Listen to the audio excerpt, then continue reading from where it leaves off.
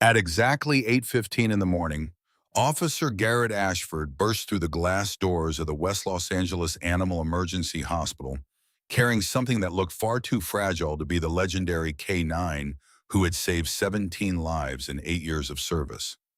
Titan. The German Shepherd's powerful body, once a weapon of precision and courage, now trembled uncontrollably in Garrett's arms. His breathing came in shallow, desperate gasps. Each inhale sounded like sandpaper scraping against glass. Each exhale felt like it might be the last. The waiting room fell silent. A woman holding a cat carrier looked up and froze. An elderly man with a limping beagle stood slowly, his eyes widening in recognition. Everyone in that room knew who Titan was. The dog who had pulled 3 children from a burning apartment building. The dog who had tracked a missing Alzheimer's patient through 12 miles of wilderness in February. The dog whose photograph hung in the South Bureau station with the caption, "Hero Among Us." And now he was dying. Garrett's hands shook as he held his partner tighter, feeling the violent tremors running through Titan's body like electrical currents. The dog's eyes, usually sharp and alert, with that intense German Shepherd focus, were clouded with a fog Garrett had never seen before.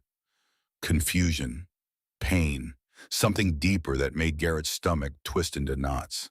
The reception desk exploded into motion. A young veterinary assistant dropped her clipboard. Another grabbed the phone. Within seconds, the door to the emergency treatment area swung open, and Dr. Eleanor Hayes appeared, her face shifting from professional composure to barely controlled alarm in the span of a heartbeat. She was a woman in her early 40s with steel gray hair pulled back tightly and eyes that had seen too many difficult goodbyes. But even she stopped short when she saw Titan. "Exam room 3 now," she said, her voice steady but urgent. "Get the crash cart ready." Garrett followed her through the corridor, his boots echoing on the linoleum floor. Each step felt heavier than the last. The fluorescent lights overhead buzzed with an intensity that seemed designed to amplify his growing dread. The smell of antiseptic mixed with something else, something that smelled like fear. The exam room was small, clinical, and coldly efficient. A stainless steel table dominated the center. Monitoring equipment lined the walls, their screens dark and waiting. Dr. Hayes moved with the practiced efficiency of someone who had done this 10,000 times, but her hands betrayed her concern as she helped Garrett lower Titan onto the table. The moment Titan's body touched the cold metal, he let out a sound that Garrett had never heard him make in 8 years. Not a whine, not a bark. Something between a moan and a cry, raw and broken, the sound of a warrior finally admitting defeat. "Talk to me, Garrett," Dr. Hayes said, already placing her stethoscope against Titan's chest. "What happened? When did this start?" Garrett's throat felt like someone had filled it with broken glass. "He was fine yesterday, fine.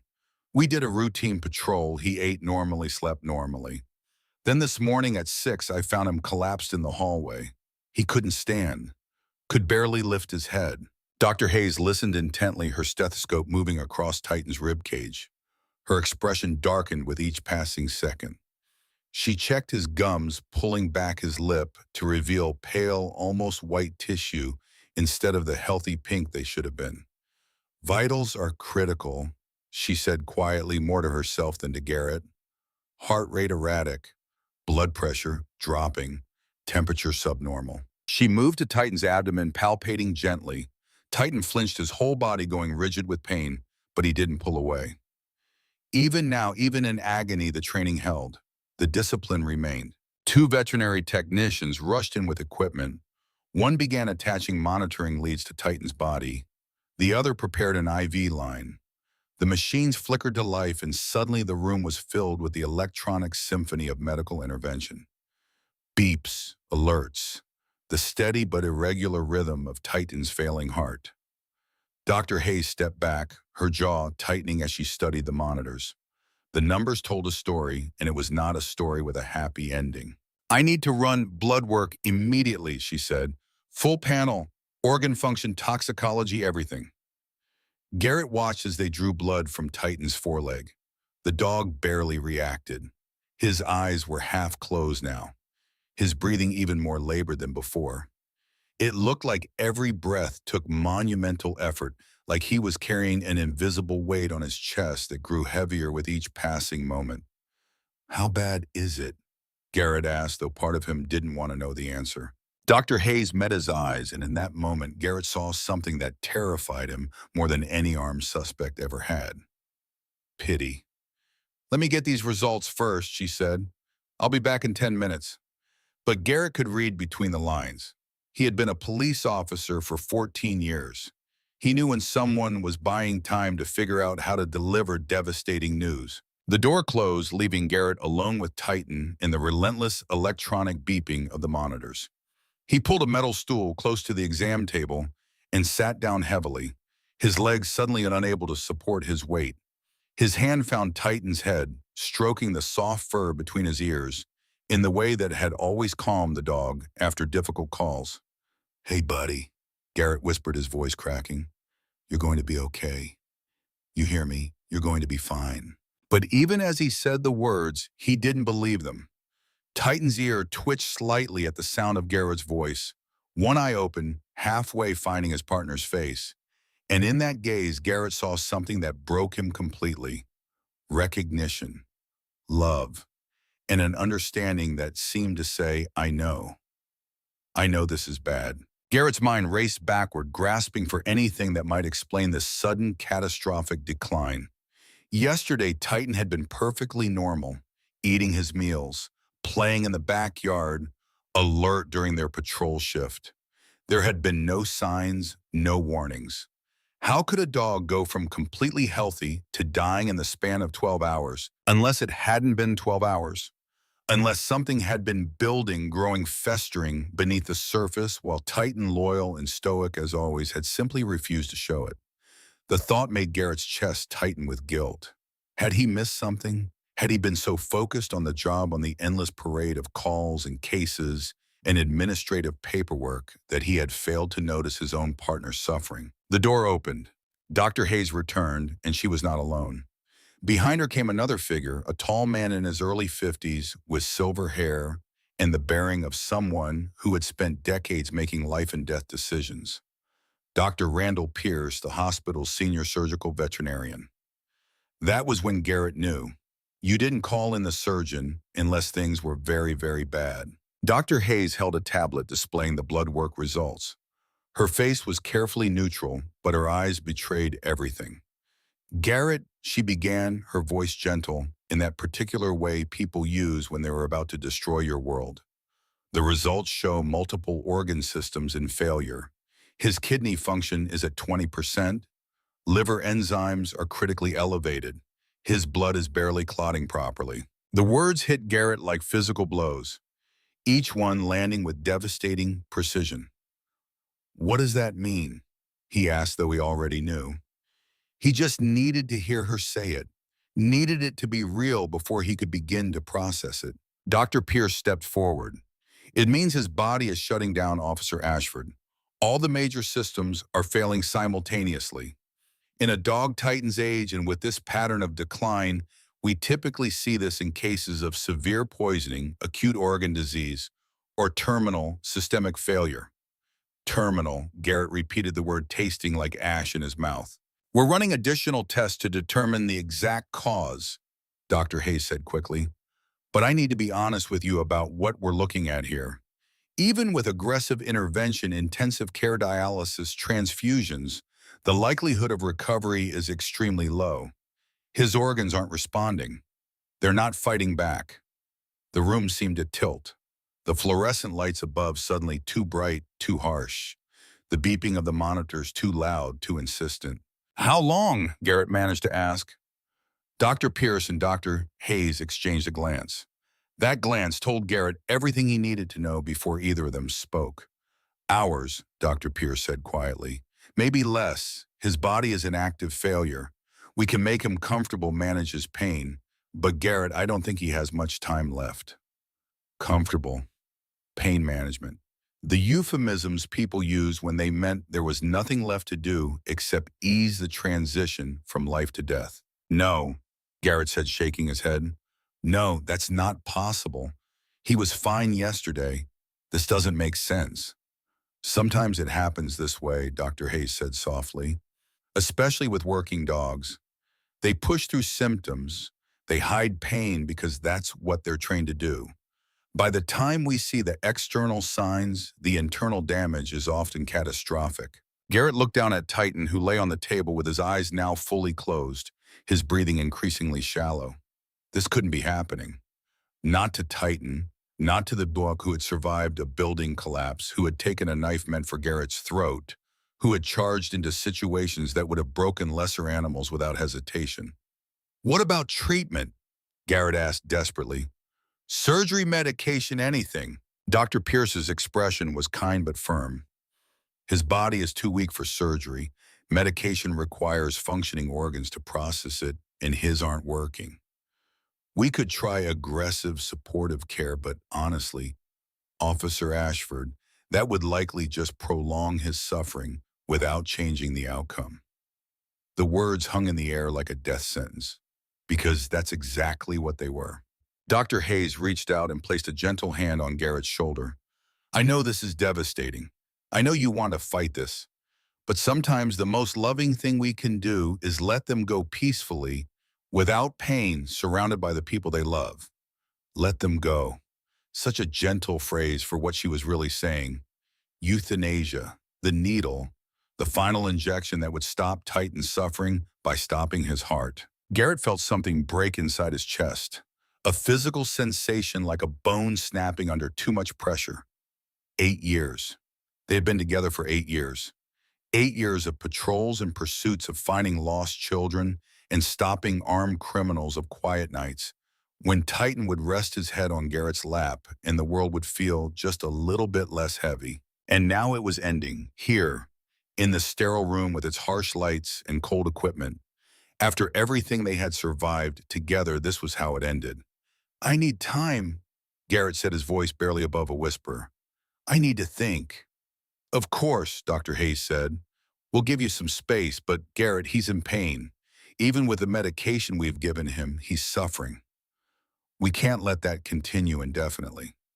She didn't say how long indefinitely meant. She didn't have to.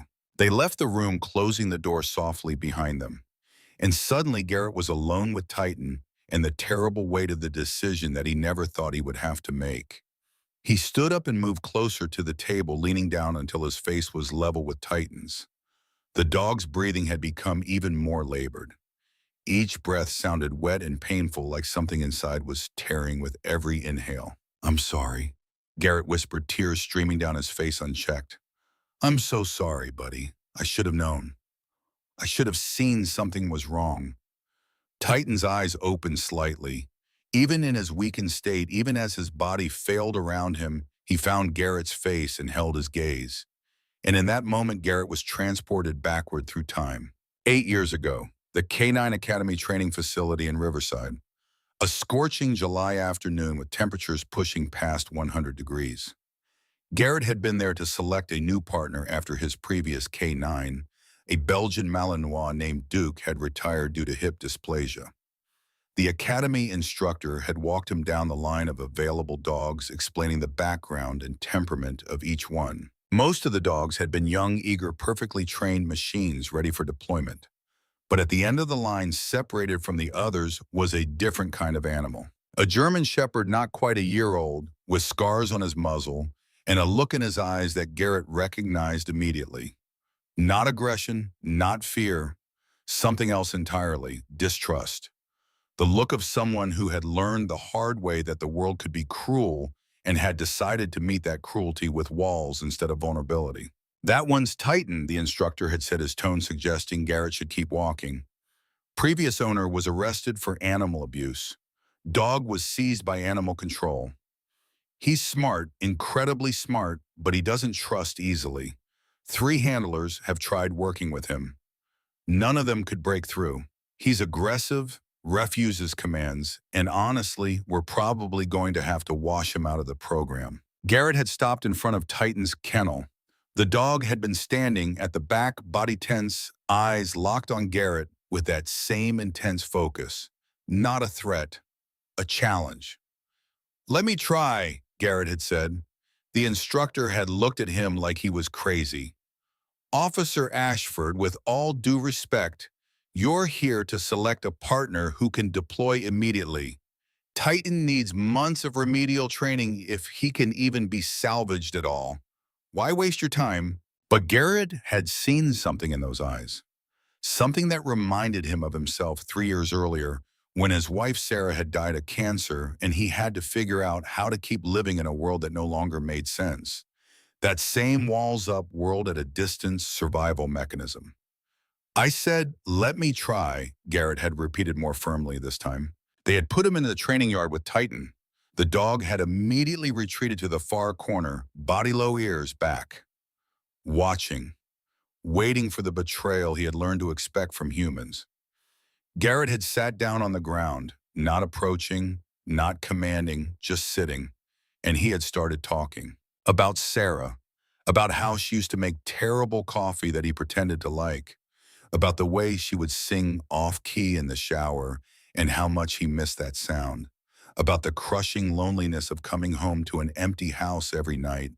He had talked for 2 hours, and slowly, incrementally, Titan had inched closer. First 5 feet, then 3, then close enough that Garrett could have reached out and touched him. But he hadn't. He had just kept talking. By the end of that first day, Titan had been sitting next to him, not touching, not trusting yet, but present, and that was enough. The next day, Garrett had come back, and the day after that, and the day after that. For 6 months, he had driven to Riverside every single day after his shift, spending hours in that training yard, earning Titan's trust 1 minute at a time. The breakthrough had come during a thunderstorm, a massive summer storm that had rolled through Southern California with biblical fury. Lightning, thunder, rain coming down in sheets. Most of the dogs at the academy had been terrified, cowering in their kennels. Garrett had found Titan pressed against the back wall of his outdoor enclosure, shaking violently. Not from the cold, from fear, from memories of whatever abuse he had endured before being rescued. Without thinking, Garrett had opened the kennel door and sat down next to him.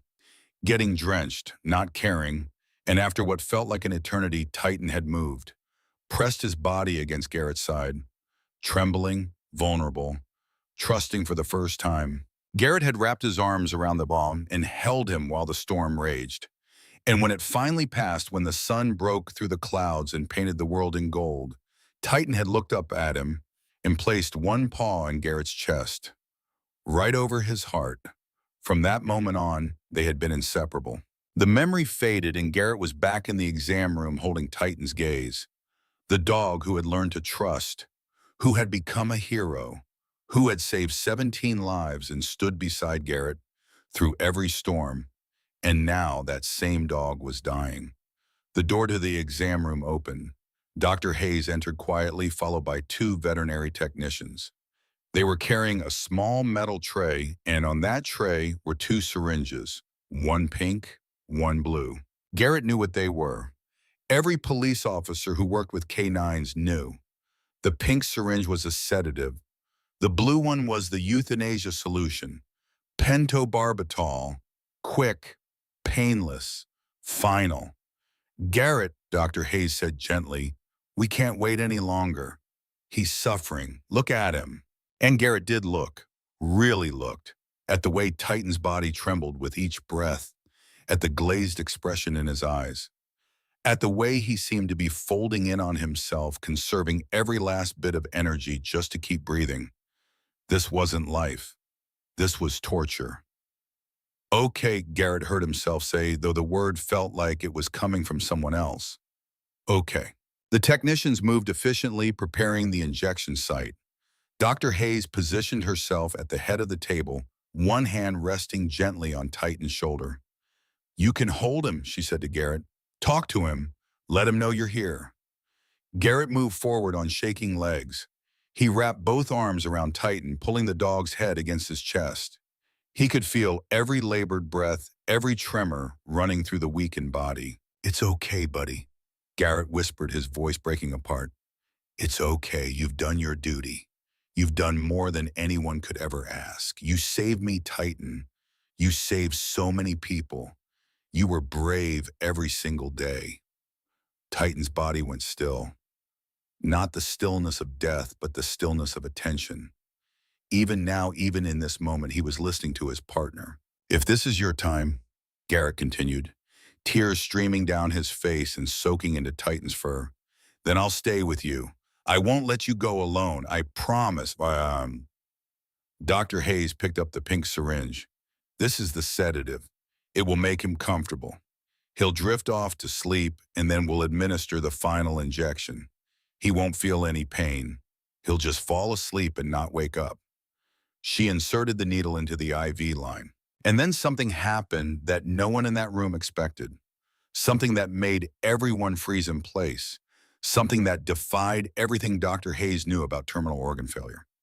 Titan suddenly moved, despite his weakness, despite his pain, despite everything his failing body was telling him. He found strength from somewhere deep inside. He lifted his front paws, slowly, deliberately, and he wrapped them around Garrett's shoulders, pulling himself into an embrace. A hug. A desperate, heartbreaking, impossible hug. And then the tears came. Not from Garrett this time, from Titan. Hot, heavy tears streaming down the German shepherd's face, soaking into Garrett's uniform shirt. Real tears. The kind that only come from unbearable pain or unbearable emotion, or both. Dr. Hayes stepped back, her hand frozen on the syringe plunger. Her eyes went wide. Wait, she whispered. Wait, stop everything. One of the technicians looked at her in confusion. Doctor, I said stop, Dr. Hayes repeated, her voice sharper now. She was staring at Titan with an expression that shifted from sorrow to intense medical focus in the span of a heartbeat. This isn't right, she said, speaking rapidly now. This response, this behavior, this doesn't match terminal organ failure. Dogs in end-stage systemic failure don't have the neurological capacity for this kind of deliberate movement. They don't have the muscular control, and they certainly don't cry like this. She moved closer, looking at Titan with new eyes. The dog was still clinging to Garrett, his body trembling violently, but it wasn't the trembling of weakness anymore. It was something else, something that looked almost like pain response, like he was reacting to a specific stimulus rather than general systemic collapse. Put him back down on the table, Dr. Hayes ordered. Carefully. Garrett, confused and overwhelmed, gently lowered Titan back onto the cold steel surface. The dog whimpered a sound of pure agony, and his whole body went rigid. Dr. Hayes's hands moved over Titan's body, palpating, pressing, watching for reactions. When her fingers reached a spot along his right rib cage, Titan let out a sharp yelp and jerked away violently. The doctor's eyes narrowed. That's localized pain. That's not organ failure. She looked up at the technicians. Get Dr. Pierce back in here. Now. And tell him to bring the portable X-ray. The room erupted into controlled chaos. One technician ran out. The other began wheeling in equipment. Dr. Hayes kept her hands on Titan, feeling along his rib cage with the practiced precision of someone solving a puzzle. Talk to me about his recent calls, she said to Garrett. Any incidents where he could have been injured, any impacts, falls anything unusual. Garrett's mind raced backward. There was a call 2 weeks ago, a kidnapping. We responded to an abandoned factory in South LA. The suspect attacked us with a metal pipe. Titan intercepted, took the hit instead of me. Where? Dr. Hayes demanded. Where did the pipe hit him? I don't know exactly. It happened fast. But afterward, he seemed fine. He kept working. He tracked the child. We made the arrest. There was no blood, no obvious injury. Dr. Hayes was nodding, but it wasn't agreement. It was the nod of someone forming a hypothesis. A terrible, impossible hypothesis. Dr. Pierce burst back into the room, followed by 2 technicians struggling to maneuver the portable X-ray machine. What's happening? I think we've been looking at this wrong, Dr. Hayes said quickly. The symptoms we're seeing, they could be consistent with organ failure, but they could also be consistent with something else. Something we missed because we were focused on the blood work. What are you thinking? Dr. Pierce asked, already moving to help position the X-ray equipment. Internal trauma. Something mechanical. something that's been there for a while, causing gradual damage that finally reached a critical point. They worked quickly, positioning Titan on his side. The dog whimpered but didn't resist. Garrett stood back, his heart hammering so hard he could feel it in his throat. The machine hummed, a flash of light. The digital image began to render on the screen, and everyone in the room went absolutely silent. Because there on the X-ray, amid the pale shadows of ribs and organs, was something that did not belong. Something dark and unnaturally shaped. Something metallic and sharp lodged deep between Titan's ribs, dangerously close to his heart and major blood vessels. A foreign object. Dr. Pierce leaned closer to the screen, his experienced eyes scanning the image. He touched the screen, tracing the outline of the object with one finger. "That's not debris," he said quietly. "That's not a piece of bone or calcification or anything organic." He zoomed in on the image. The object became clearer, angular, sharp on one end, irregular in shape. "That's a metal fragment," Dr. Pierce said, his voice carrying the weight of sudden understanding. "And based on the density and shape, I'd say it's a bullet fragment." The words hit the room like a physical shockwave. Garrett stared at the screen, his brain struggling to process what he was seeing. A bullet fragment, inside Titan, close enough to his heart that every beat had been pushing it incrementally closer to catastrophe. "How long has it been there?" Garrett asked, his voice barely audible. Dr. Pierce studied the image, looking at the surrounding tissue. "Based on the scarring pattern and tissue response, I'd estimate at least 2 to 3 weeks, maybe longer." 2 to 3 weeks. The factory call had been exactly 2 weeks ago.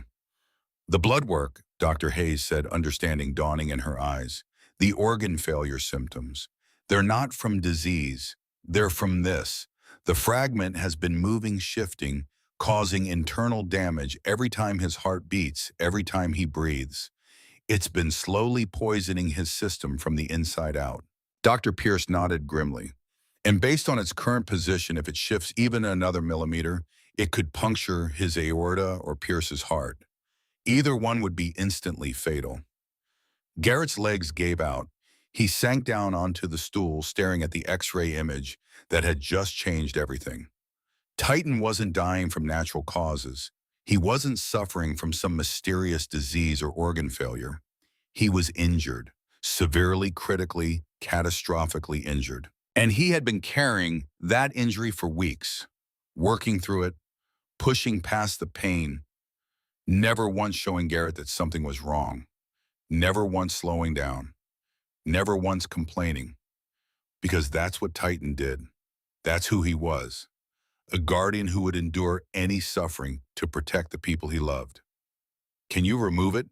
Garrett asked, looking up at Dr. Pierce with desperate hope flooding his chest for the first time since this nightmare had begun. The surgeon's expression was complicated, relief and concern warring for dominance.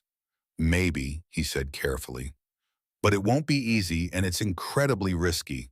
His vitals are already critically unstable.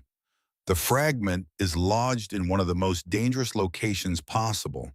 One wrong move during extraction, and we could cause the very catastrophe we're trying to prevent."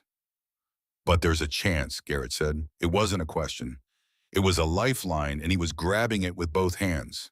Dr. Pierce looked at Dr. Hayes. Some unspoken communication passed between them. Then he looked back at Garrett. "Yes," he said, "there's a chance, but you need to understand what we're facing here. This surgery will take hours. It will require extraordinary precision. His body is already weakened from weeks of internal damage. The odds of survival are not good." "What are they?" Garrett demanded. "Give me a number." Dr. Pierce hesitated. 20%, maybe less. 20%. 1 in 5 chance that Titan would survive the operating table. But 1 in 5 was infinitely better than 0. "Do it," Garrett said immediately. "Whatever it takes, do it." Dr. Hayes stepped forward. "Garrett, you need to understand what you're asking for. If he arrests during surgery, we may not be able to bring him back. If the fragment moves during extraction, the bleeding could be uncontrollable. And even if we successfully remove it, the damage to his organs from weeks of internal injury may be irreversible." "I understand," Garrett said, his voice steady now. But he never gave up on me. Not once in 8 years. I'm not giving up on him now. He moved back to the table, placing both hands on either side of Titan's face. The dog's eyes opened, finding his partner's gaze. "You hear that, buddy?" Garrett whispered. "We're going to fight this, you and me, just like always." Titan's tail moved, the faintest wag, barely perceptible. But there. Dr. Pierce was already barking orders, and the room transformed from a place of quiet endings to a battlefield preparing for war. Technicians rushed in and out.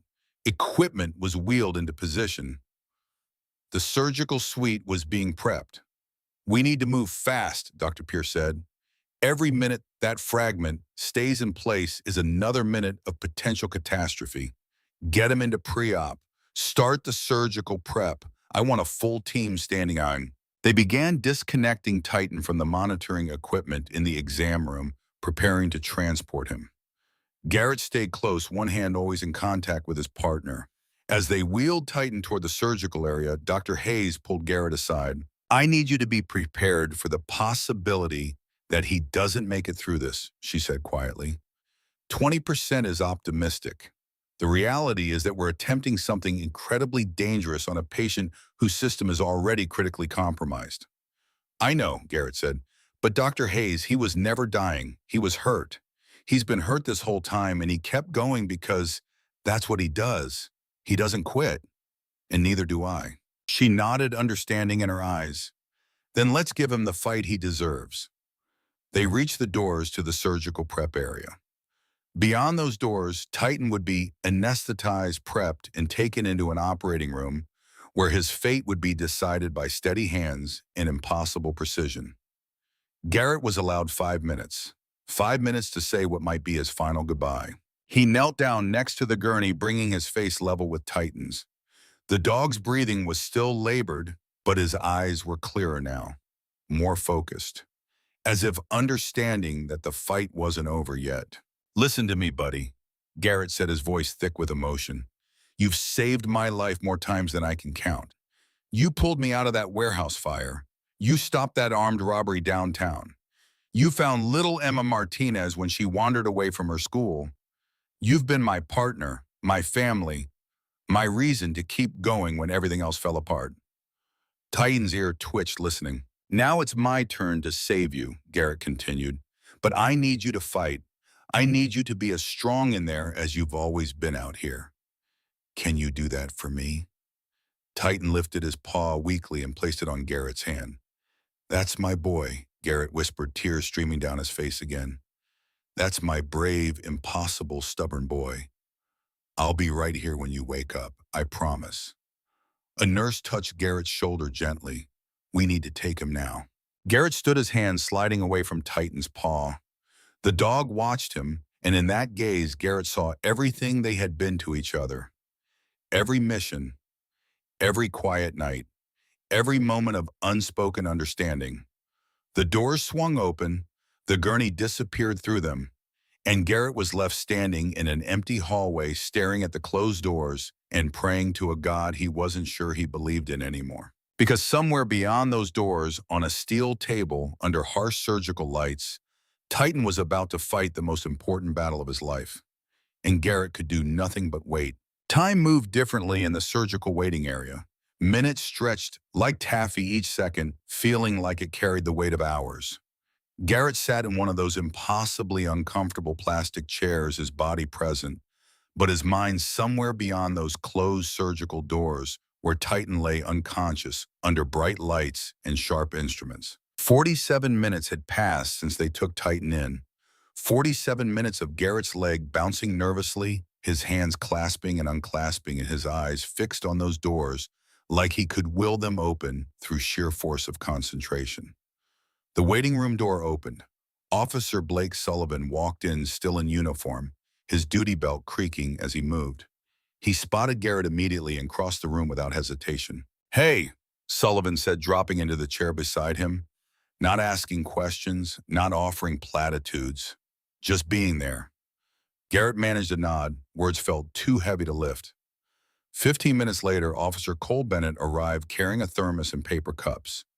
He was 30 years old, still relatively new to the force, with earnest eyes that hadn't yet learned to hide hope behind cynicism. He poured coffee for all three of them. None of them drank it. The cups just sat there on the small table, steam rising like prayers into stale air. "How long has he been in?" Sullivan asked quietly. "Just over an hour," Garrett replied, his voice sounding strange to his own ears, hollow, disconnected. Bennett checked his watch, doing mental calculations. Dr. Pierce said 3 to 4 hours total. Yeah. Silence settled over them again. Not uncomfortable, just heavy. The weight of waiting, of hoping, of trying not to think about the alternative. On the television mounted in the corner, a morning news program played with the sound muted. Traffic reports, weather forecasts, the world continuing its relentless forward motion, completely unaware that in this small room, three men were holding their breath. Sullivan shifted in his chair.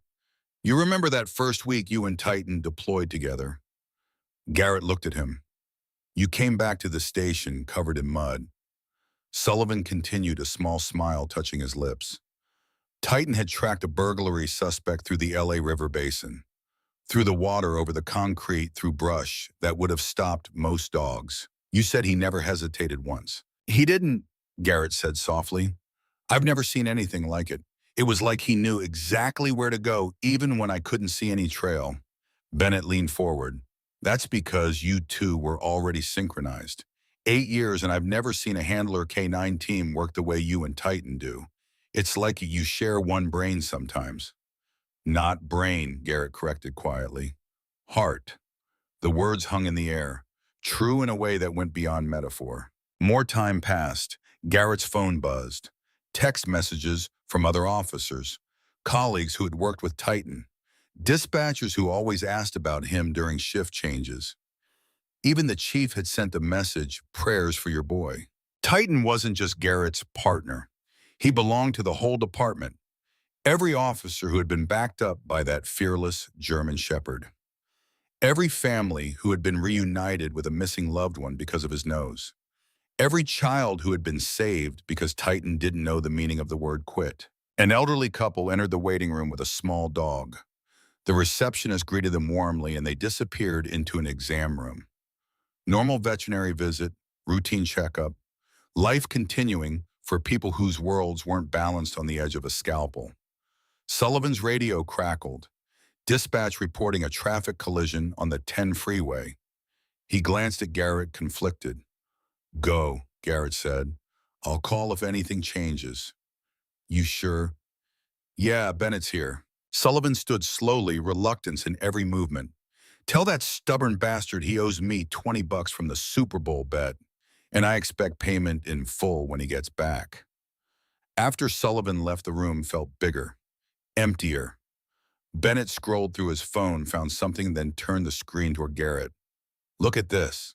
It was a photo. Titan in his prime, standing at attention next to Garrett at a community event.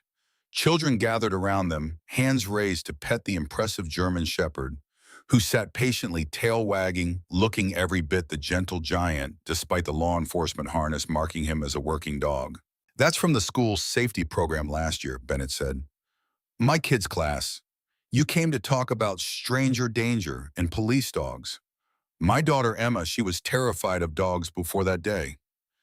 Garrett remembered, a little girl with pigtails hiding behind her teacher's leg. Titan walked right up to her, Bennett continued, sat down, just waited, patient as anything, and when she finally reached out and touched his head, her whole face lit up. "She talks about him all the time now, wants to be a K9 officer when she grows up." "He's good with kids," Garrett said. "Always has been. Something about him knows when to be gentle." "It's not something about him," Bennett corrected. "It's everything about him. That dog has more heart than most humans I know." 2 hours had passed. Garrett stood, unable to sit any longer. He paced to the window, looked out at the parking lot. Cars coming and going. People with their own emergencies, their own fears, their own prayers. He thought about the factory call 2 weeks ago, replayed it in his mind with new understanding. The suspect swinging that metal pipe, Titan launching himself without hesitation. The impact, the sound. And Garrett checking him over afterward, finding nothing obviously wrong, assuming the worst had been avoided. But the worst had happened, just silently, invisibly. A piece of metal embedding itself between ribs, beginning its slow journey toward Titan's heart. How many missions had they run after that? Garrett tried to count. At least a dozen. Patrols, searches, one pursuit through an industrial park that had involved Titan jumping fences and navigating obstacles that would have been challenging for a healthy dog. And through it all, Titan had never shown pain, had never slowed down, had performed every task with the same excellence that defined his entire career. Because that's what working dogs did. They pushed through. They hid weakness. They protected their handlers even from the knowledge of their own suffering. The guilt was crushing. Garrett was supposed to notice, supposed to see the signs, supposed to protect his partner the way Titan protected him. Bennett appeared beside him at the window. You couldn't have known. I should have. How he didn't limp, didn't whine, didn't refuse commands. You checked him after the call. The vets do regular wellness exams. Everyone missed it because he was that good at hiding it. That's not a comfort, Garrett said. I know, but it's the truth. 3 hours, halfway through the estimated surgery time. Garrett's exhaustion was beginning to show. He hadn't slept since yesterday, hadn't eaten since dinner the night before. His uniform was wrinkled and stained, his eyes burned, but he couldn't leave. Wouldn't. Not while Titan was fighting. The surgical area doors opened. Garrett's heart stopped. Dr. Hayes stepped out. Her surgical mask was pulled down. Her face was pale, and her expression made Garrett's entire world contract to a single point of terror. What happened? He demanded, already moving toward her. His heart stopped. Dr. Hayes said the words tumbling out quickly, urgently. 15 minutes into the extraction procedure. The fragment shifted when we tried to stabilize it, caused a massive hemorrhage. We lost his heartbeat. Lost. Past tense. Garrett couldn't breathe. Couldn't think. The floor felt like it was dropping away beneath his feet. Dr. Pierce is performing manual cardiac compression right now. Hayes continued. We've given him epinephrine. We're doing everything we can. But Garrett, it's been 45 seconds without a heartbeat. 45 seconds. Almost a minute of Titan's brain being starved of oxygen, of his organs beginning to shut down from lack of blood flow. Even if we get him back, Hayes said, her voice cracking slightly, there could be brain damage, organ damage. I needed you to know. I needed you to understand what's happening in there. Bennett's hand was on Garrett's shoulder, steadying him, the only thing keeping him upright. Don't stop, Garrett heard himself say. Don't you dare stop. We won't, Hayes promised. Dr. Pierce won't give up. But I had to tell you, you had to know. She turned and rushed back through the doors. They swung shut behind her with a sound like finality. Garrett stood frozen in the hallway. His mind was screaming.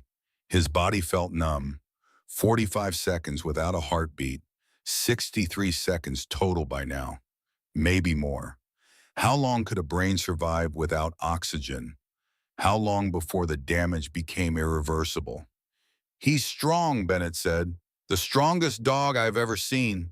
If anyone can fight back from this, it's Titan. But strength had limits. Courage had limits. Even Titan's seemingly boundless will couldn't force a stopped heart to beat. Garrett thought about Sarah, about sitting beside her hospital bed while machines kept her alive, about the moment when they finally shut those machines off and her body, already dead in all the ways that mattered, finally stopped pretending. He couldn't lose Titan the same way. Couldn't watch another family member slip away while he stood helpless. Time crawled. 5 minutes felt like 5 hours. Garrett paced, sat, stood again. Bennett stayed silent, just present, a human anchor in chaos. The doors opened again. Dr. Hayes emerged, and this time her expression was different. Not relief, not quite, but something that wasn't despair. "We got him back," she said. Garrett's knees buckled. Bennett caught him. 63 seconds total without a heartbeat, Hayes continued.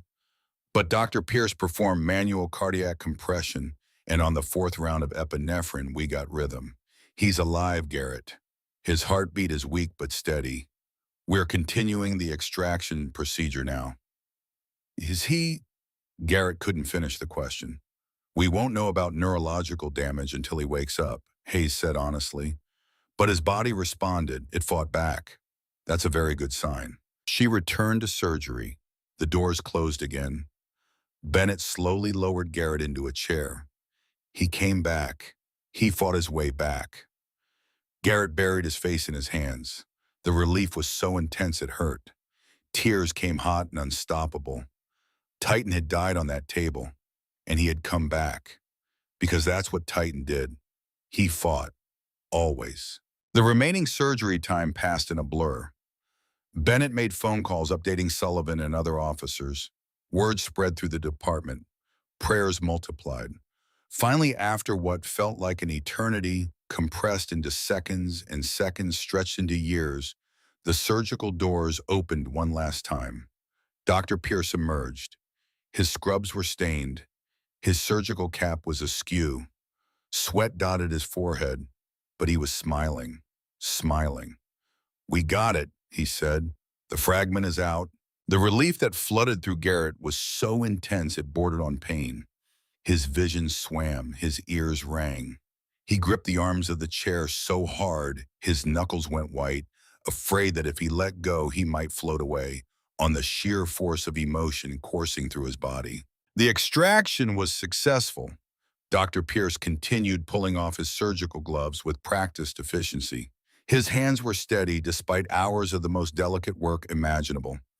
"We removed a fragment of high-density metal approximately 2 centimeters long, half a centimeter wide at its widest point." He pulled out his phone showing them an image. The fragment looked like something from a nightmare. Jagged, cruel, sharp on one end, irregular along its length, dark with dried blood and tissue. A piece of violence that had been living inside Titan, cutting him from within every time his heart beat. "Based on the shape and composition, it's definitely from a bullet," Pierce said. "Probably broke off on impact with bone or another hard surface. The pipe strike at the factory likely dislodged it from wherever it initially embedded, sending it on a trajectory toward his heart." Bennett leaned closer to the phone screen, his expression mixing fascination with horror. "It's so small." "Small enough to hide," Pierce agreed, "but positioned to kill." It was lodged between his sixth and seventh ribs with the tip less than 3 millimeters from his aorta. Every heartbeat pushed it fractionally closer. If you'd waited even another 12 hours to bring him in, it would have punctured the vessel. He would have bled out internally in minutes. 3 millimeters. The width of 2 stacked pennies. That's how close Titan had been to sudden catastrophic death. Not in the abstract future. In the immediate present. This morning. Maybe even during the drive to the hospital. Garrett tried to process that information and couldn't. The universe where he'd lost Titan in the truck, or at home, or during some routine call seemed to exist in parallel to this one. A shadow timeline he'd somehow avoided through blind luck and a dog's desperate hug. "The damage to surrounding tissue is significant," Pierce continued, his expression sobering. "The fragment caused tears in the intercostal muscles, minor lacerations to the pleural membrane, and created a small abscess that was beginning to leak toxins into his bloodstream. That's what caused the organ failure symptoms we saw this morning. His body was fighting a massive localized infection while simultaneously dealing with a physical trauma to critical structures." "But he's going to be okay," Garrett asked. He needed to hear it explicitly, needed the words spoken aloud. Dr. Pierce hesitated, and in that hesitation, Garrett's heart sank. "He survived the surgery," Pierce said carefully. "That's the first major hurdle. The fragment is out. We've cleaned and debrided all the damaged tissue. We've irrigated the wound cavity and started aggressive antibiotic therapy." "But," Garrett prompted, because there was clearly a but coming. But he's not out of danger, not by a long shot. His heart stopped during the procedure, Garrett. For 63 seconds, his brain and organs weren't getting oxygen. We won't know if there's lasting damage until he wakes up and we can assess neurological function. And even if he dodges that bullet, the next 72 hours are critical. We need to monitor for infection, delayed hemorrhage, organ failure from the accumulated strain his system has been under. When can I see him? He's in recovery now, still under anesthesia. We're keeping him intubated for at least the next 6 hours to give his lungs a chance to recover from the procedure. You can sit with him, but he won't be conscious, won't know you're there. I don't care, Garrett said immediately. I just need to be there. Pierce nodded understanding. Come with me, but prepare yourself. He's hooked up to a lot of equipment. He's going to look rough. Garrett followed the surgeon through the doors he'd been staring at for hours.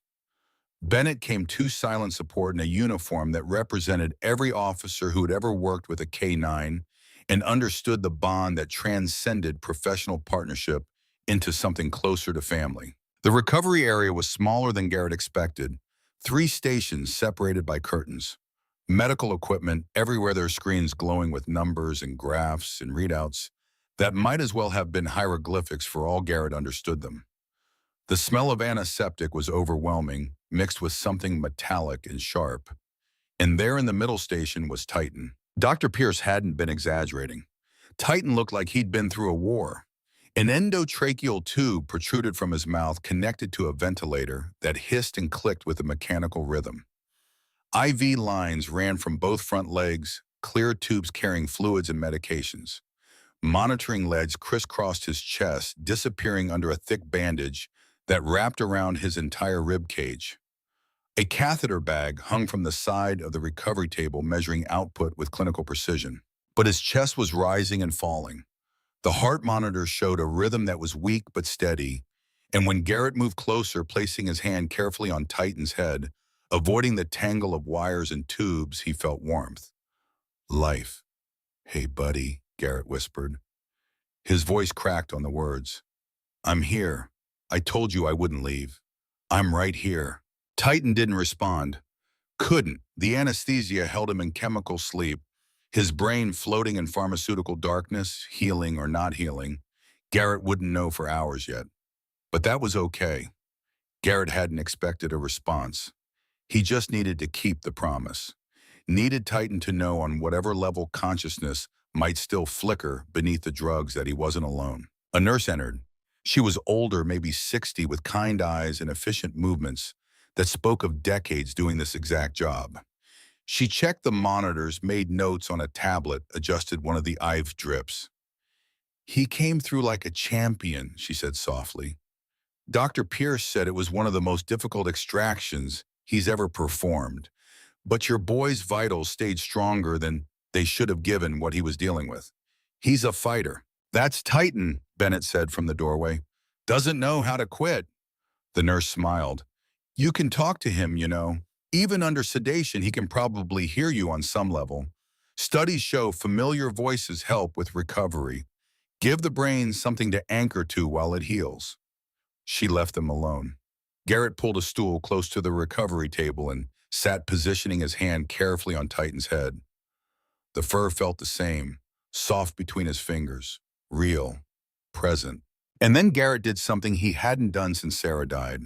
He talked, really talked, not giving orders or commands, not the tactical communication of police work, but real conversation, the kind you have with family. He told Titan about the warehouse fire, about the moment Garrett had thought he was done, trapped under a collapsed beam, smoke filling his lungs, heat blistering his skin, about hearing Titan's bark through the chaos, about feeling teeth grip his vest and pull with impossible strength, about tumbling out into cold night air, gasping and alive because of 80 pounds of determined German shepherd who refused to leave his partner behind. He talked about Sarah, about the first time she'd met Titan, how she'd been nervous because German shepherds looked intimidating, all sharp angles and intense eyes. But Titan had walked up to her tail wagging and sat down politely, just waiting, patient as sunrise. and Sarah had laughed all her nervousness evaporating and fallen in love with him in about 30 seconds. He talked about quiet things, how Titan always stole the best spot on the couch, sprawling across 3 cushions like he owned the place, how he had a weird obsession with tennis balls but wouldn't actually play fetch, would just carry them around like treasures, dropping them in random places around the house like strange gifts. How he tilted his head in that particular way when Garrett talked to him, ears perked, eyes focused like he was trying to understand every word. Bennett stepped out, quietly giving them privacy. The machines continued their electronic symphony. The ventilator breathed for Titan with mechanical precision, and Garrett sat vigil, keeping watch the way Titan had done for him so many times. Hours passed. The afternoon sun shifted outside windows Garrett couldn't see. Nurses came and went, checking vitals, adjusting medications, offering Garrett water and granola bars he couldn't taste. Dr. Hayes stopped by, examining Titan with thorough professionalism, while offering reassurance his numbers were holding steady. No signs of hemorrhage, she said, studying the monitors. Blood pressure is stabilizing. His kidneys are producing urine, which is a good sign. Liver enzymes are starting to trend downward. His body is responding to treatment. What about his brain? Garrett asked, the question he'd been afraid to voice. Hayes met his eyes. We won't know until he wakes up, but the fact that his vitals are improving is encouraging. The body and brain are connected. If one is healing often, the other follows. It wasn't a guarantee, but it was hope, and hope was enough to keep breathing. As evening approached, Dr. Pierce returned. He studied the monitors with the practiced eye of someone reading a language most people never learned. His numbers are improving, Pierce said. Oxygen saturation is good. Heart rhythm is getting stronger. Blood pressure is trending toward normal. He paused, considering. I think we can start weaning him off the ventilator. See if he can breathe on his own. Is that safe? Garrett asked. It's necessary. We can't keep him intubated indefinitely. And honestly, his lung function looks good enough to try. If he struggles, we can always reintubate. Garrett nodded, unable to speak past the lump in his throat. Pierce made adjustments to the ventilator, gradually reducing the support it provided, forcing Titan's body to take over more of the work. For several minutes, nothing changed. The machines beeped their steady rhythm. The monitors showed their graphs and numbers.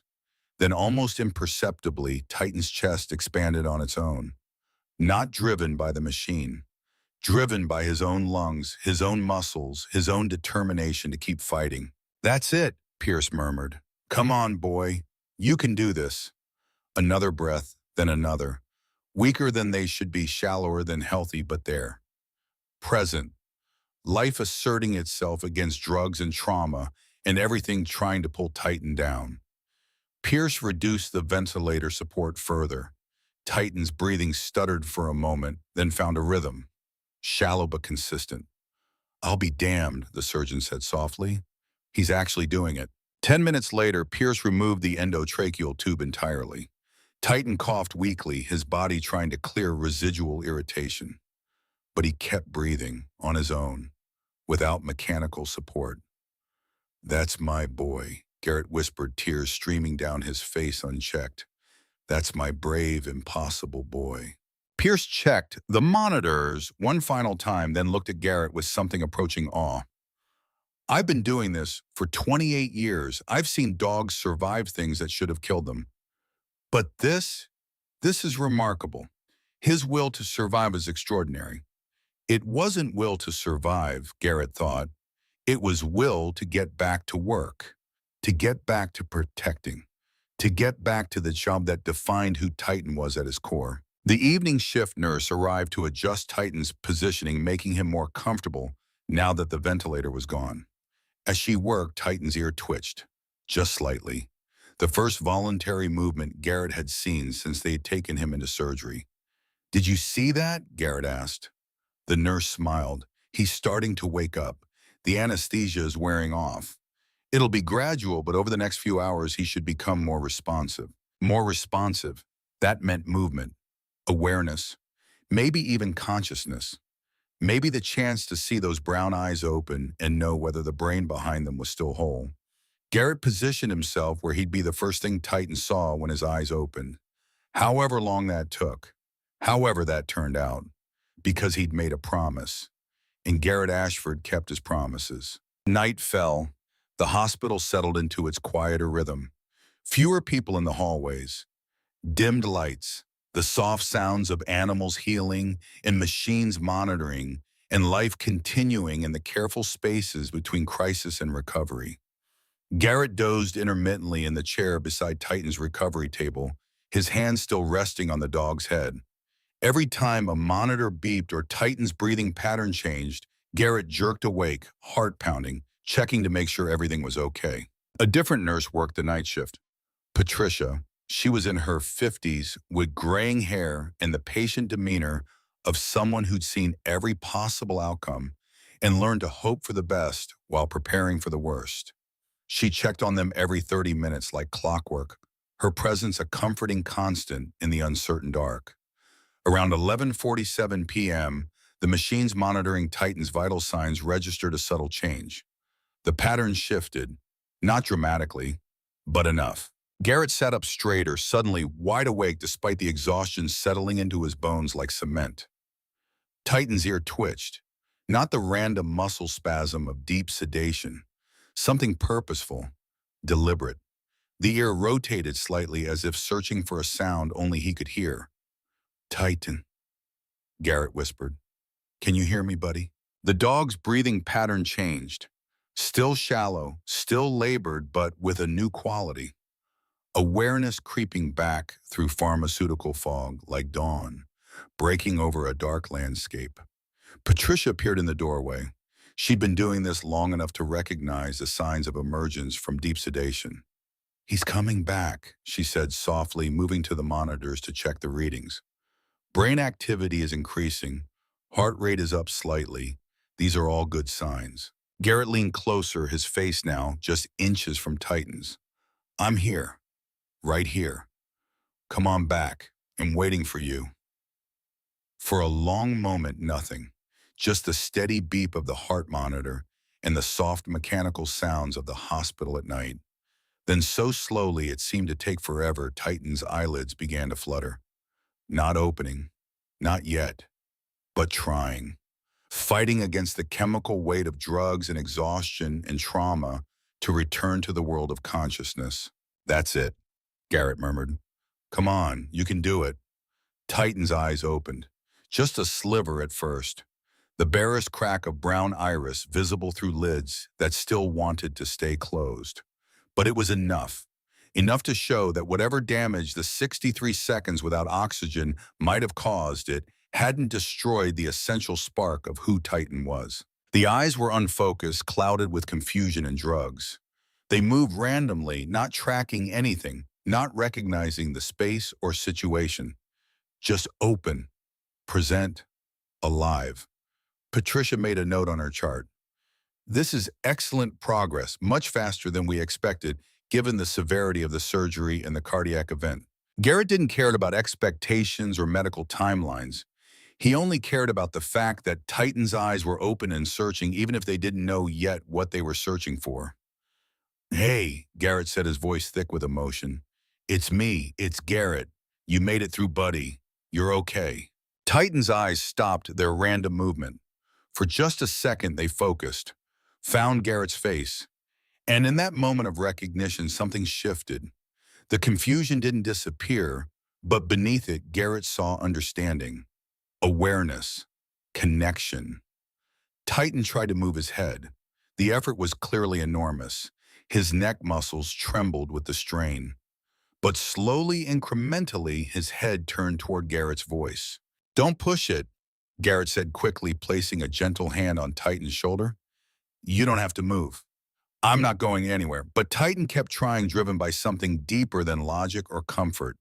Some need to confirm what his eyes were telling him. That Garrett was real, that this wasn't a dream or hallucination conjured by dying neurons. His head moved another inch. Then his paw twitched, lifting slightly off the padded surface of the recovery table. He's trying to reach you, Patricia observed, and there was wonder in her voice, the kind that came from witnessing something she'd seen countless times but that never lost its power to move her. Garrett slid his hand down from Titan's shoulder to his paw, grasping it gently. The moment his fingers made contact, Titan's paw curled slightly, as much of a grip as his weakened state could manage. It was the smallest gesture, barely perceptible, but it said everything that words never could. I know you're here. I'm here too. We made it. Tears streamed down Garrett's face unchecked. That's my boy. That's my brave, impossible, stubborn boy. Titan's eyes started to close again, the effort of staying conscious too much for a body that had been through what his had endured. But just before they shut completely, his tail moved. The faintest wag, barely there, but unmistakable. And then he was asleep again. Not the deep chemical unconsciousness of anesthesia. Real sleep, the kind that healed, the kind that rebuilt. Patricia finished her notes. That was remarkable. Most dogs take hours longer to show that level of responsiveness after a surgery like this. He's a fighter. Always has been, Garrett replied, his hand still holding Titan's paw. The night continued its slow march toward dawn. Garrett dozed intermittently, jerking awake every time Patricia came to check vitals. Around 3 a.m. Titan woke again. This time his eyes opened more easily, tracked more smoothly. He found Garrett immediately, as if his partner's presence was the anchor point around which everything else oriented. Hey there, Garrett said softly. Welcome back. Titan blinked, slowly processing. His tongue emerged slightly, trying to lick dry lips. Patricia appeared with a small sponge soaked in water and gently moistened Titan's mouth. Small amounts, she instructed. We don't want to overwhelm his system. Over the next hour, Titan became progressively more alert. He didn't try to move much, seeming to understand instinctively that his body needed rest. But his eyes stayed open longer, tracked Garrett's movements when he shifted position. Even watched Patricia when she came to check monitors. By dawn, when the first pale light began filtering through the windows, Titan was awake enough to show discomfort. He shifted slightly, a low whine escaping his throat, pain breaking through the medication. Dr. Hayes arrived for the morning shift and immediately assessed the situation. The anesthesia is wearing off enough that he's feeling the surgical site. That's actually a good sign. It means his nervous system is functioning properly. She adjusted his medication, adding more pain management to the got drip. Within minutes, Titan's body relaxed, the tension easing from muscles that had been braced against discomfort. How is he overall? Garrett asked. The question he'd been building toward all night. Hayes studied the overnight charts, her expression revealing cautious optimism. Better than we had any right to expect. Vitals have been stable all night. No signs of hemorrhage or infection. Brain function appears normal based on his responsiveness. Lung capacity is improving with each hour off the ventilator. She moved to Titan's side, conducting a thorough examination, checking his gums for color and capillary refill, listening to his heart and lungs with her stethoscope, palpating gently around the surgical site to check for swelling or heat that might indicate infection. Titan tolerated the examination with patience, his eyes never leaving Garrett's face. I want to keep him here for at least a week, Hayes said. Maybe longer. We need to monitor for delayed complications. Make sure the surgical site heals properly. Get him eating and drinking on his own. Rebuild his strength enough that he can manage basic mobility. A week. 7 more days of hospital rooms and monitoring equipment and the chemical smell of medical intervention. But Garrett would have stayed 7 months if that's what Titan needed. Whatever it takes, he said. Hayes nodded. You should go home. Get some real sleep. Shower. Eat something that isn't vending machine food. We'll call immediately if anything changes. The suggestion felt wrong on a visceral level. Leave Titan now. When he just started waking up. When he was still weak and vulnerable and surrounded by machines. But Hayes was right. Garrett hadn't slept properly in over 30 hours, hadn't eaten anything substantial. His uniform was wrinkled and stained with Titan's blood from carrying him in yesterday morning. Yesterday morning. Was it really only yesterday? It felt like a lifetime ago. "I'll be back in 4 hours," Garrett said. Not a question, a statement of fact. He leaned down close to Titan. "I'm going to go clean up, buddy, but I'm coming right back. You understand I'm not leaving you, just stepping away for a little bit." Titan's eyes held his, and Garrett could have sworn he saw the understanding there. Acceptance, maybe even approval. The drive home felt surreal. The world had continued existing while Garrett's had narrowed to a single point of focus. People were going to work. Traffic lights changed colors. The sun rose over Los Angeles like this was just another ordinary Friday morning. But nothing was ordinary. Everything had changed. Garrett's house looked exactly as he'd left it. Titan's water bowl still on the kitchen floor untouched. His bed in the corner of the living room, showing the depression where he'd been lying before crisis had struck. The emptiness was overwhelming. For 8 years, this house had been shared space. Garrett and Titan moving through it together in comfortable rhythm. And now Garrett was alone in it, and the silence felt like a physical presence. He showered, changed clothes, made coffee he couldn't taste, forced himself to eat a sandwich his body needed but his appetite rejected. His phone rang. Sullivan. "How's our boy?" "Awake," Garrett said, and saying it out loud made it more real. "He woke up around midnight. Recognized me. He's weak, but he's fighting." "Of course he is. That dog's too stubborn to do anything else." A pause. "And you, how are you holding up?" The question caught Garrett off guard. When was the last time someone had asked and actually wanted to know? Terrified, Garrett admitted. He made it through surgery. He's awake, but there's still so much that could go wrong. Infection, delayed hemorrhage. We don't know yet if there's brain damage from his heart stopping. "One crisis at a time," Sullivan said. "Right now, focus on the fact that he's alive and fighting. The rest will work itself out." They talked for a few more minutes. Sullivan filled him in on department news, normal conversation that felt like a lifeline to the world beyond hospital rooms. After hanging up, Garrett allowed himself exactly 3 hours of sleep.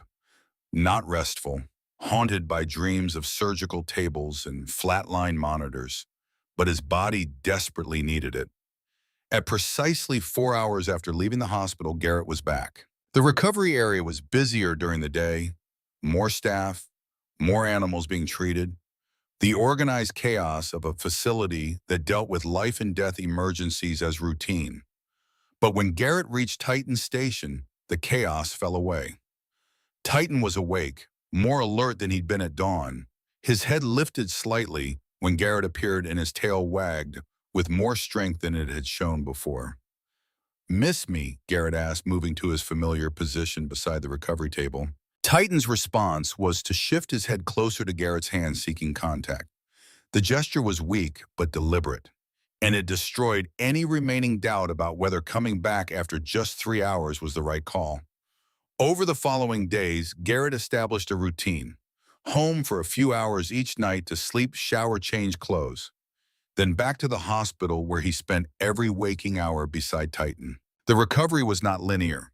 There were good days and crushing setbacks, moments of progress followed by complications that sent everyone scrambling. Day 3 brought the first major crisis.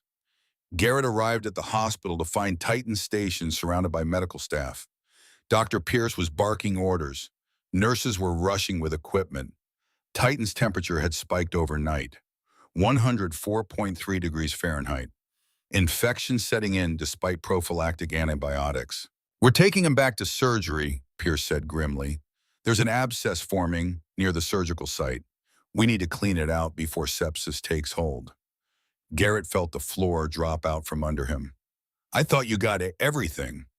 "We did, but with trauma this extensive, sometimes the body walls off areas of damaged tissue, creates pockets where bacteria can thrive. It's a known complication, but that doesn't make it any less dangerous." Another surgery, more anesthesia, more risk. Titan was wheeled away, again, and Garrett was back in that waiting room, again, staring at those doors, again. But this time it only took 90 minutes. Pierce emerged looking tired but satisfied. "We cleaned out a significant abscess, changed his antibiotic regimen to something more aggressive. He should respond well. And he did.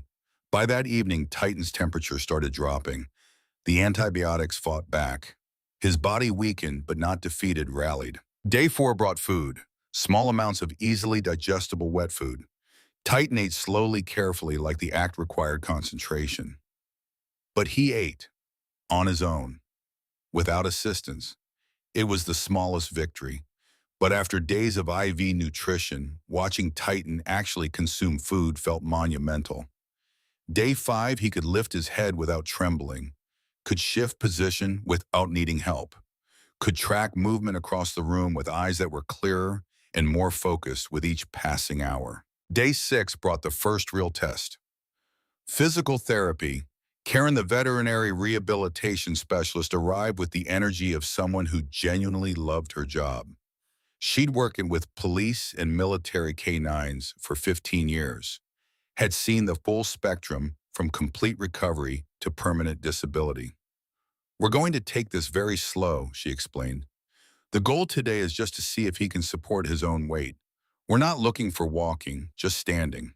They used a sling to support Titan's hindquarters while encouraging his front legs to bear weight. The first attempt failed. His front legs buckled immediately, muscles too weak to hold him. Garrett's heart sank, but Karen just smiled. "That's completely normal. Try again, Titan. You can do this."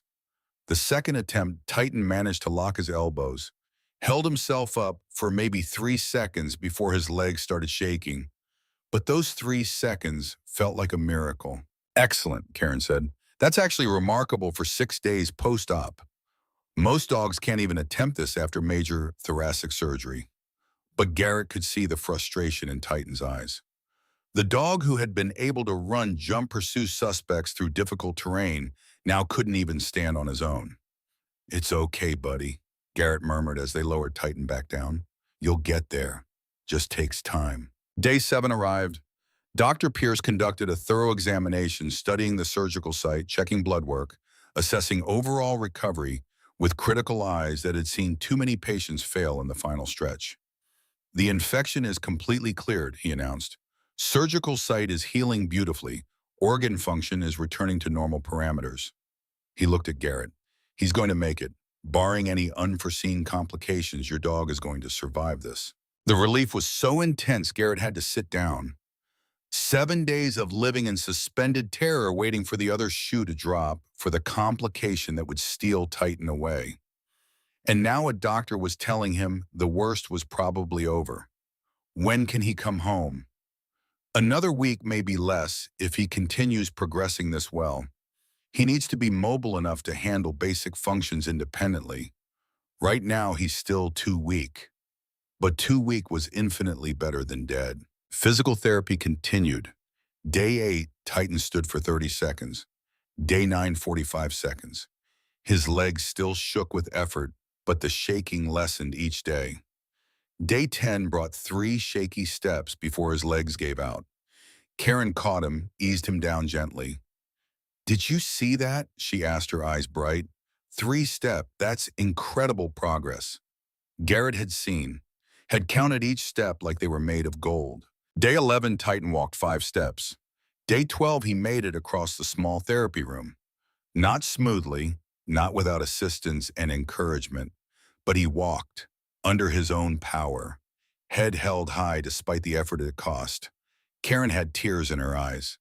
"In 15 years of veterinary rehab, I have never seen a dog recover this quickly from this severe an injury. He's extraordinary." That afternoon, Dr. Hayes made the call Garrett had been hoping for. He can go home tomorrow. Tomorrow, after 13 days of hospital rooms and machines and constant medical intervention, Titan was coming home. Garrett spent the evening preparing, set up a recovery area in the living room with extra padding and easy access to water, stocked up on the special prescription food Hayes had recommended, filled prescriptions for pain medication and antibiotics, reviewed the detailed care instructions until he had them memorized. The next morning, Garrett arrived to find Titan already awake and alert, as if he somehow knew this was the day. Dr. Hayes went over the discharge instructions one final time: medications, activity restrictions, warning signs to watch for, follow-up appointments. And Garrett, she added, her tone serious, he's been through massive trauma, physical and psychological. Don't be surprised if his behavior is different for a while. He might be more anxious, more clingy, more reactive to stimuli. That's normal. His brain and body are still healing. They removed the last IV line, took off the monitoring equipment. All that remained was the bandage wrapping Titan's rib cage and the lingering weakness in muscles atrophied from 2 weeks of forced inactivity. Garrett clipped a leash to Titan's collar. The familiar action felt loaded with meaning, not the beginning of a patrol shift, the beginning of something else entirely. Come on, buddy, let's go home. Titan stood. The effort was still visible but manageable now. He took a few tentative steps, testing his strength. Then, with more confidence, he walked toward the exit. The staff had gathered. Veterinary techs who'd monitored him through the night, nurses who'd administered medications and changed bandages, Dr. Pierce, who'd literally held Titan's heart in his hands and coaxed it back to beating, Dr. Hayes, who'd seen the signs everyone else had missed. They applauded as Titan walked past, slow but steady, a standing ovation for a dog who'd fought death and won. Outside, California sun was bright and warm. Titan stopped at the threshold, blinking a natural light he hadn't seen in 2 weeks. His nose lifted, catching scents that meant freedom and life and everything existing beyond hospital walls. Garrett's truck was parked close. He opened the back door, but Titan just stood there looking at the height he'd have to manage. A jump that had been effortless 2 weeks ago now seemed impossible. It's okay, I've got you. Garrett lifted Titan carefully, supporting his weight, protecting the healing surgical site. Settled him on the back seat, specially prepared with blankets and padding. Titan circled once, twice, then lay down with a sigh that sounded like pure relief. The drive home was quiet. Garrett kept checking the rearview mirror. Titan stayed curled on the back seat, watching familiar Los Angeles streets pass by windows. When they pulled into the driveway, Titan lifted his head, recognition lighting his eyes. Home. Garrett helped him out. Titan stood in the driveway for a moment, just breathing, taking in neighborhood scents, the jasmine from next door, the eucalyptus down the street, the particular smell of home that was different from anywhere else in the world. Then slowly he walked toward the front door. Garrett unlocked it, pushed it open. Titan stepped inside. The house smelled familiar, looked familiar, was exactly as he remembered. Titan moved through the rooms methodically, checking corners, doorways, the trained behavior of a canine clearing a space, but also something else, reassuring himself that everything was still here, still safe, still home. He stopped at his bed in the living room corner, the one he'd been lying in 2 weeks ago when the fragment had finally shifted enough to send his body into crisis. He sniffed it carefully, circled it, then slowly lowered himself down. The sound he made as he settled into familiar cushions was pure contentment. Garrett sat on the floor beside him. You're home, buddy. You're really home. Titan's tail thumped against the bed. Weak but definite.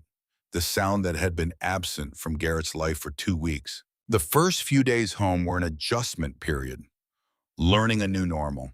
Titan still needed medications every few hours. Pills hidden in cheese or peanut butter, because even a dog as stoic as Titan balked at swallowing bitter tablets.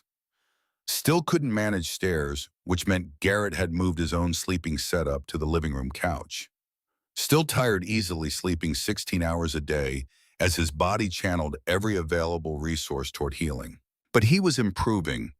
Each morning brought visible progress, a little stronger, a little steadier, a little more like himself. On the fourth day home, something happened that Garrett had been dreading. The mailman came to the door. For 8 years, Titan's response had been immediate and instinctive, alert barking, positioning himself between Garrett and potential threat, body tense, ready to defend. But this time, Titan lifted his head from his bed, looked at the door, then looked at Garrett. His ears were forward listening, but he didn't move, didn't bark, didn't attempt to stand. The expression in his eyes was questioning, uncertain. as if the training drilled into him for years was coming into conflict with a body that couldn't respond the way it once had. Garrett felt something crack in his chest, not the sharp break of sudden loss, the slow fracture of watching someone you love realize they've changed in ways they can't control. "It's okay," Garrett said softly, getting up to answer the door himself. "I've got it. You can rest."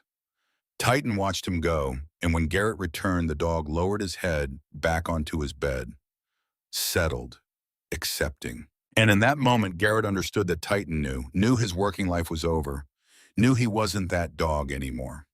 The grief of that realization was unexpected and overwhelming. Not grief for Titan's inability to work, grief for the loss of purpose the dog had to be feeling, the identity stripped away by circumstances beyond his control. But over the following weeks, something surprising happened. Titan didn't seem to grieve. He seemed to settle into retirement with the same focus he'd brought to police work, as if he'd made a decision to excel at being a retired dog the way he'd excelled at being a working one. He slept when tired instead of pushing through exhaustion. He played with his toys without the intensity of training exercises, just carrying them around, dropping them in sunny spots, content with simple possession rather than performance. He sat in the backyard, face tilted toward the sun, just existing, without vigilance, without constant threat assessment, just being. And slowly Garrett began to see what he'd been missing. Titan wasn't diminished by retirement. He was discovering parts of himself that police work had never allowed space for. The dog who'd been all business, all intensity, all focus was learning to simply be. And in that being, Garrett saw contentment he'd never noticed before. Maybe because it hadn't been there.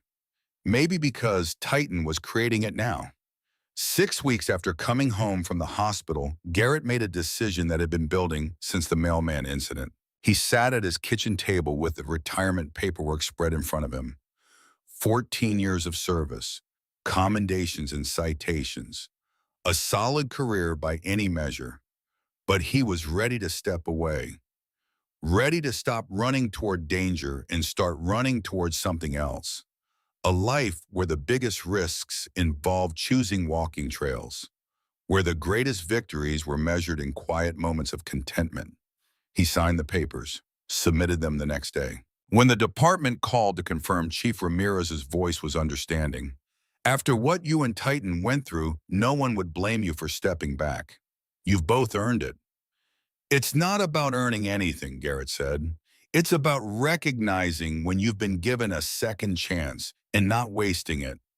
The department threw a retirement ceremony, not just for Garrett, for Titan too. Officers from across the city came to honor the K9 who'd served with distinction for 8 years, the dog who'd saved 17 lives, the legend who'd fought his way back from death itself. Titan, now 3 months post-surgery, walked into the ceremony on his own 4 legs, still moving with a slight hitch in his gait, still showing signs of the trauma he'd survived, but present, alive, whole in the ways that mattered most. The chief of police presented them both with medals, commendations for valor and service, words about duty and sacrifice that made Garrett's throat tight. But the moment that broke him completely was when a family approached. A woman, a man, 3 children, and one little girl, now 6 years old in first grade, carrying a drawing, Sophie Martinez. The 4-year-old Titan had pulled from a burning building 2 years ago, dragging her by her jacket through smoke and flame to safety, protecting her head with his own body as debris fell around them. She walked up to Titan with the careful reverence of someone who understood she was in the presence of something precious. She held out the drawing, a dog wearing a medal. "My hero Titan," written across the top in careful first-grade handwriting. "Thank you for saving me," Sophie said. Her voice was clear, direct, the way children speak truth without complication. Titan's tail wagged, and Sophie's mother wiped tears from her eyes. "We think about you both all the time," she said to Garrett. "Every birthday, every first day of school, every milestone she reaches. We think about the fact that she's here to reach them because of your partner." Garrett knelt down beside Titan. The dog leaned against him solid and warm and alive.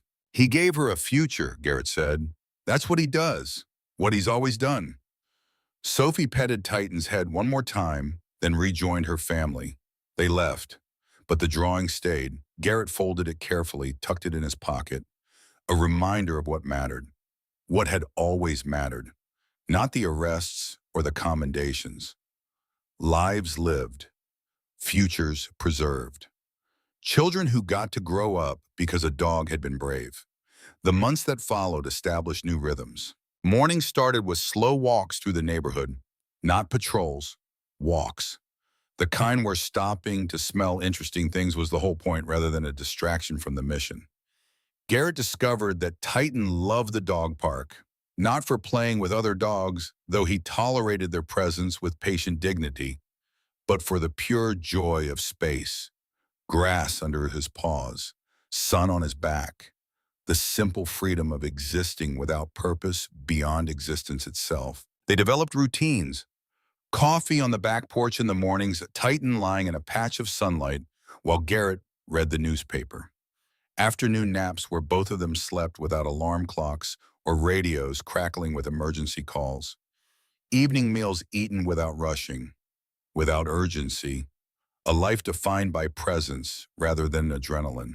Garrett started volunteering at the K9 Academy, helping train new handlers, sharing lessons learned in 8 years of partnership, teaching young officers that the bond with their dogs would be the most important relationship of their careers. Titan came with him sometimes when he was feeling strong.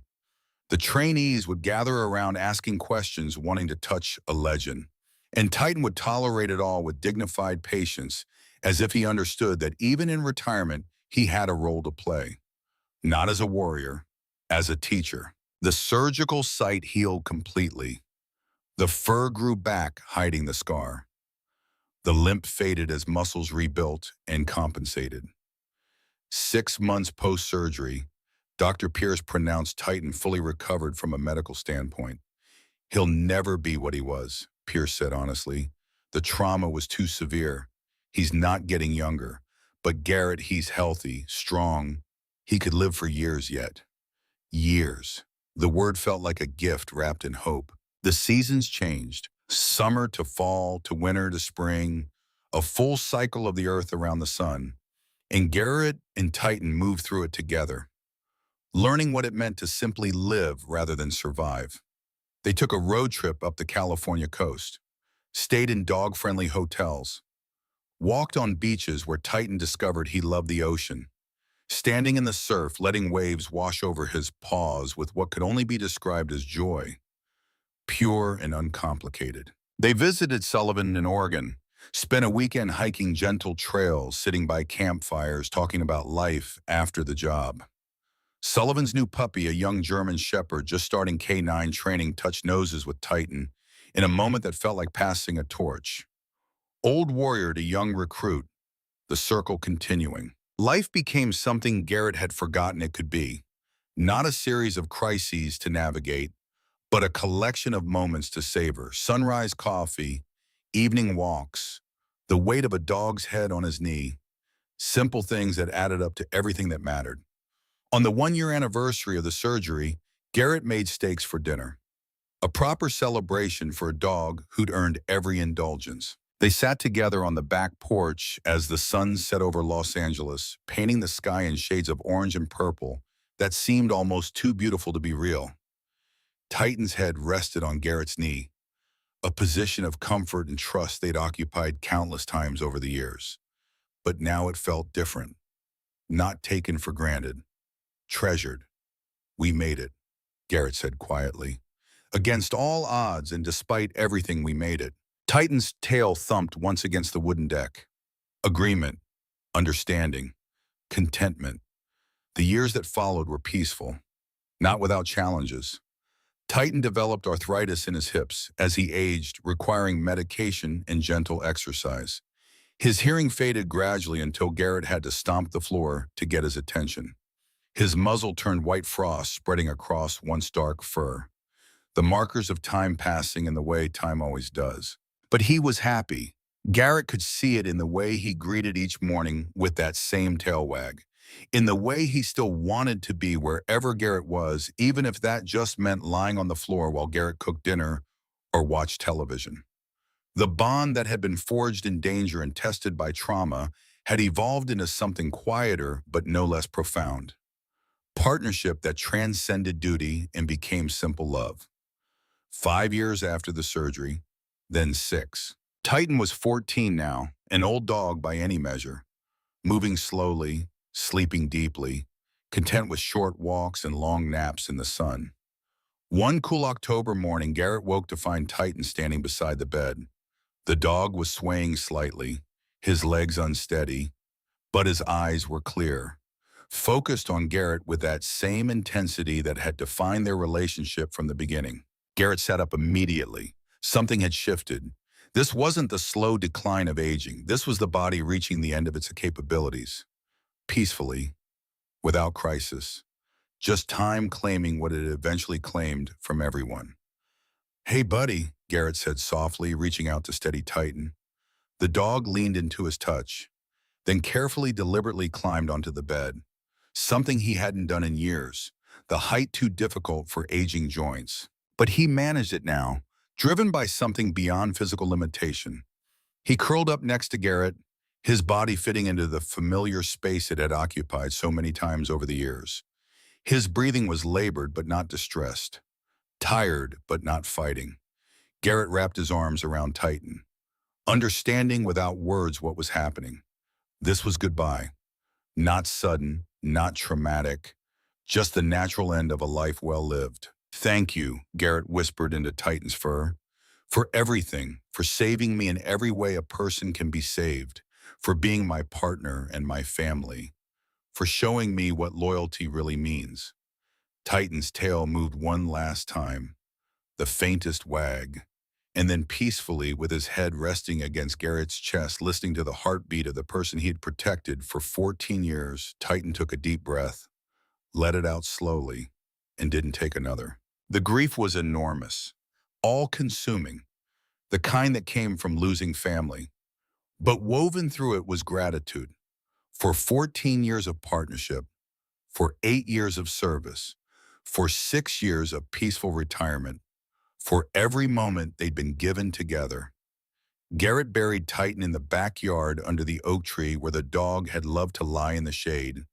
The department sent flowers. The chief came to pay respects. Sullivan drove down from Oregon. Bennett came, and a dozen other officers who'd worked with Titan over the years, all of them coming to say goodbye to a legend.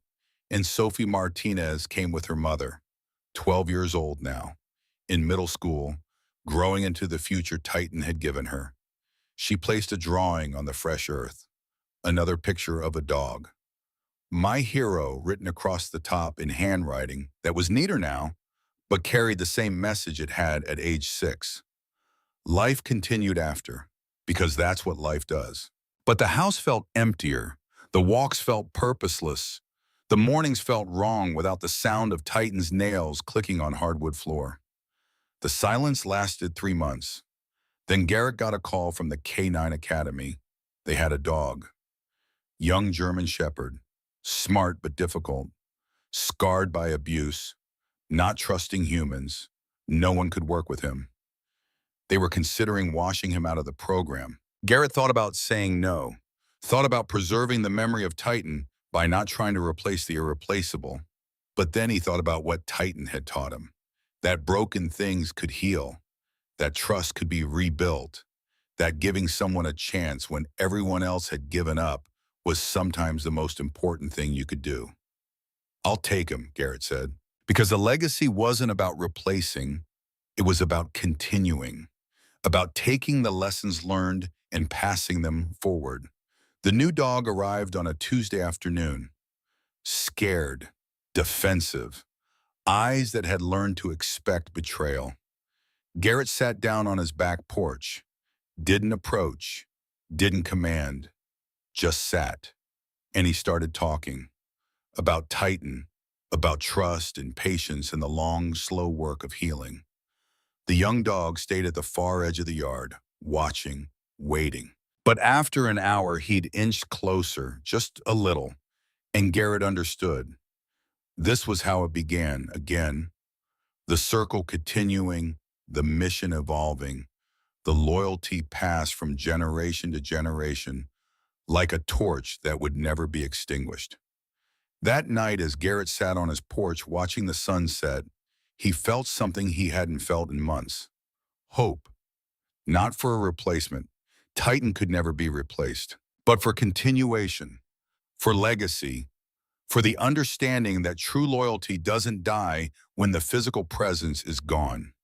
It transforms, evolves, finds new expression. Somewhere in whatever place old warriors go, when their service is complete, Titan rested, knowing that the person he had protected had learned the most important lesson of all, that bonds forged in love and tested by fire don't end. They transcend. They continue. The work goes on. The mission endures. The story lives on. And in a backyard in Los Angeles, under an oak tree, a scared young dog took one step closer to a man who understood that healing takes time. That trust is earned in minutes, in hours and days. That some things are worth the wait. The sun set, the stars came out, and life with all its pain and all its beauty continued its relentless forward march. Not forgetting, never forgetting, but honoring the past by building the future. One moment at a time, one step at a time, one breath at a time, just like Titan had taught him.